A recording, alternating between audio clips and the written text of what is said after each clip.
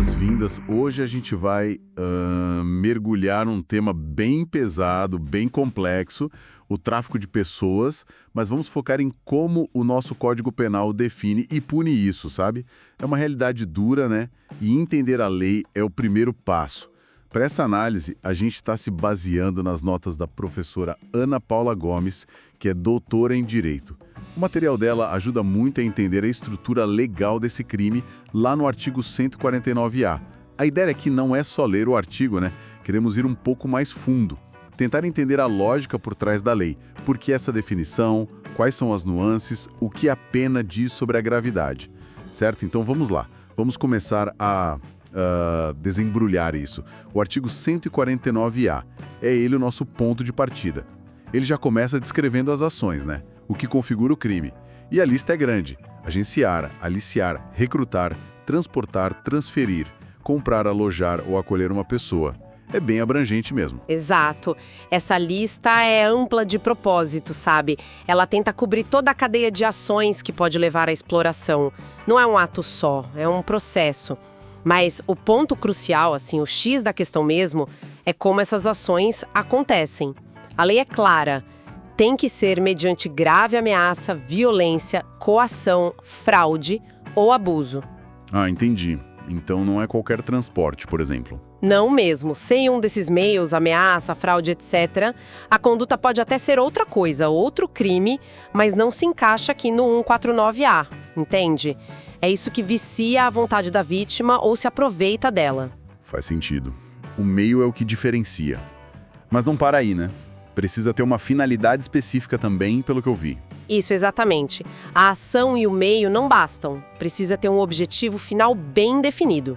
A lei lista 5 finalidades. 5? Quais são? Bom, a primeira é a remoção de órgãos, tecidos ou partes do corpo. Bem chocante, né? Uma violação física extrema. Nossa, pesado mesmo. E a segunda? A segunda é submeter a pessoa a trabalho em condições análogas a de escravo. Isso a gente ouve falar bastante, infelizmente. Sim, é um problema grave e persistente no Brasil.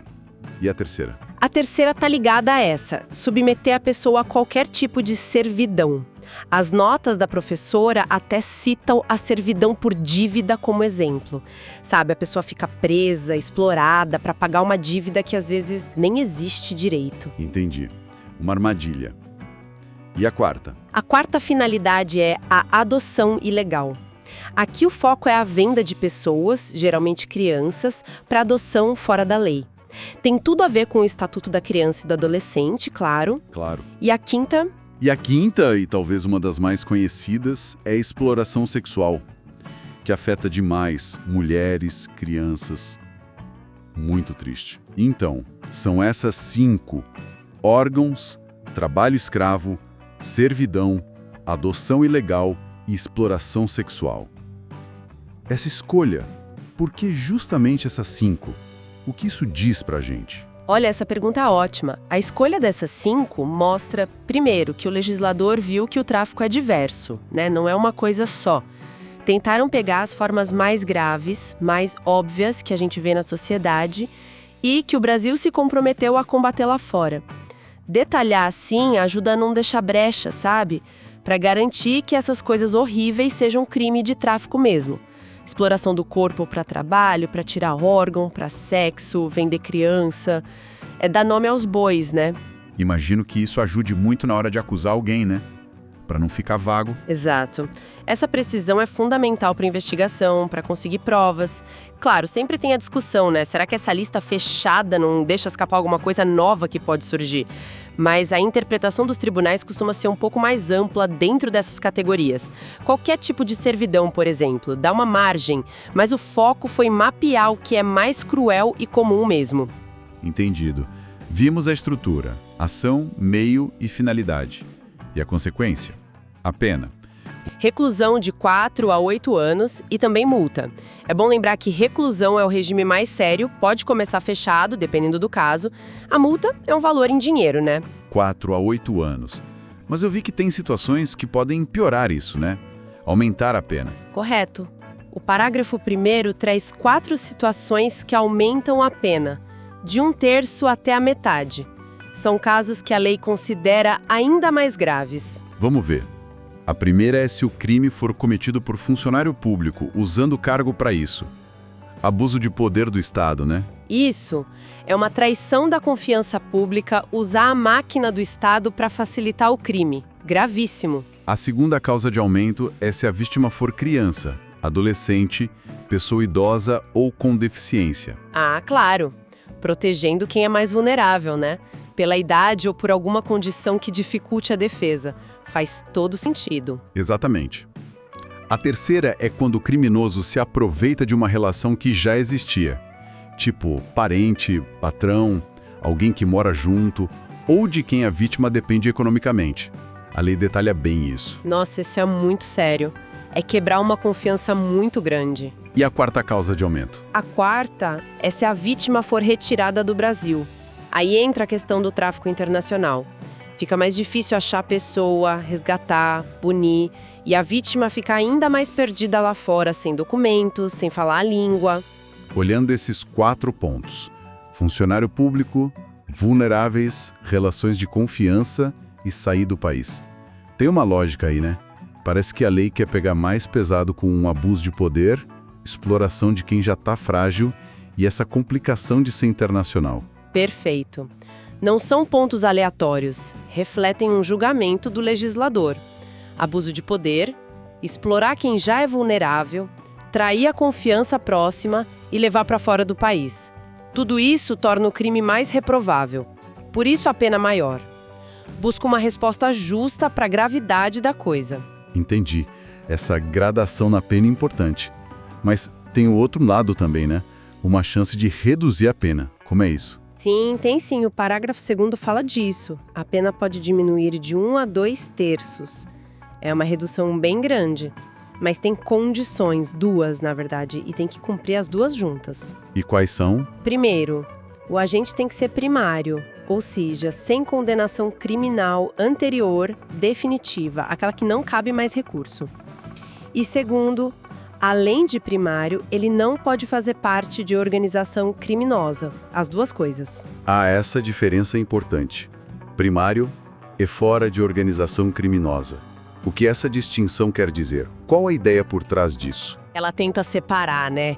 O criminoso que agiu sozinho, talvez uma vez só, daquele que está numa rede, numa estrutura organizada para cometer crimes. A lei parece achar que o primário, agindo sozinho, é menos perigoso, talvez não esteja tão envolvido assim no crime como profissão, digamos. Essa redução é um jeito de individualizar a pena, né? Olhar não só para o crime, mas para quem cometeu, para o histórico da pessoa. Reconhece que nem todo mundo que se envolve nisso tem o mesmo nível de culpa ou representa o mesmo risco. Isso levanta uma questão interessante sobre o equilíbrio que a lei busca. Como você disse, individualizar a pena. Exato.